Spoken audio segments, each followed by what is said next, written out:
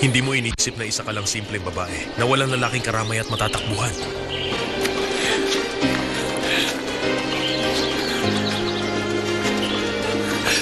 Usap. Hinga sa bibig. Uminahon ka lang. Hinga sa bibig. Mamatay na ako! Uminahon ka. Mamatay na ako! Uminahon ka. Mamatay Hinga na sa kami bibig. anak ko!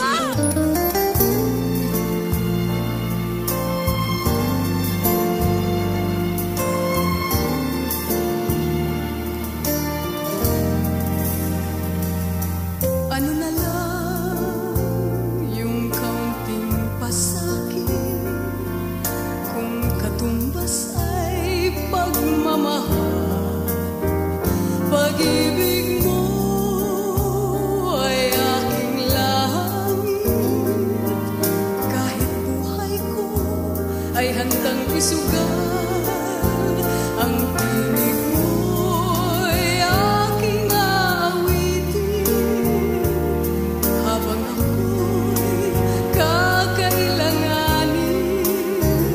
At kung ako'y iyong saktan, tumay gagawing dahilan. Pagkat minsan ang minahal ay ako.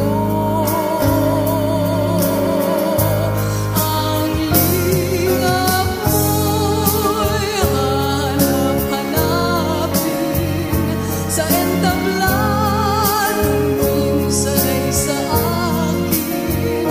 At kung ako ay malimutan kahit sa awit ko man lamang, iyo sanang matandaan bago tuloy ang lumisan na minsan ang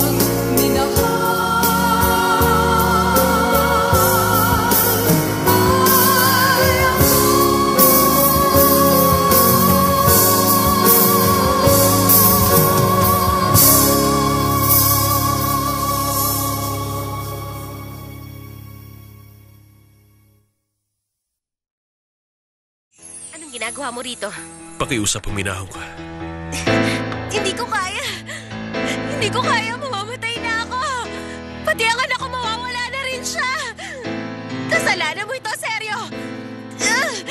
Kasalanan mo ito at ng babaeng basura na yan!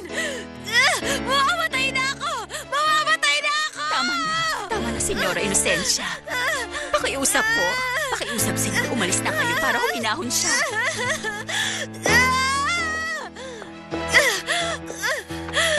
Oo. Kumusta siya?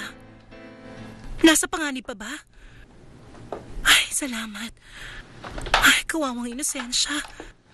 Hindi hangad ng puso ko na mapahamak siya. Bakit ang tagal naman? Ang ganitong pangyayari ay hindi po pwedeng madaliin. Isa tong matinding bangungot. Sana naman po makaligtas ang bata. Magtatanong ako, hindi ako pwede maghintay na walang katiyakan. Ay, iligtas mo sila, Panginoon. Iligtas mo po ang mag-ina. Chuy, gusto ko sanang personal mong alamin ang kalagayan ni Inosensya. Nahihiya akong pumunta dahil sa namagitan sa amin noon. Pero matagal na yon. Kaibigan siya ng asawa mo. Siya ang utusan mo. Dahil ba ito kay Inocencia? O kay Seryo? Ano ba ang problema, Chuy? Hindi ba kita pwedeng hingan ng pabor? Abala si Antonieta. Nag-aalaga ng anak ko. Ayaw mo lang talaga akong pagbigyan sa hinihiling ko. Kung desperada kang malaman ang lagay ni Santibanez, hindi siya isang baliw. Hindi niya lalayo na milyonarya. Hindi ganun ang pagkatao ni Seryo. Ipupusta ko kahit ano. Hindi niya ipagpapalit sa'yo ang yaman ni Inocencia. Hindi mahalaga sa kanya ang yaman. May namamagitan sa amin na hindi matatapatan ng pera. Gusto kong malaman kung ano yon. Hindi ko rin kaya ipaliwanag kung ano to. Pero ito'y makapangyarihan. Hindi kayang paglabanan. Kalimutan mo na yun. Ako na lang ang bahalang mangumusta kay Inocencia. Alam mo, dahil siya nga ay premature, kailangan siyang mamalagi ng ilang araw sa incubator. Napakaliit niya at walang kalaban-laban. Hindi, huwag mong isipin yan. Baby boy? Oo, Mr. Santibanez. Gaya ng gusto niya. At ikaw? Pareho kami. Pero Hindi ba ako nagtatanong tungkol kay Inosensya, Doktor?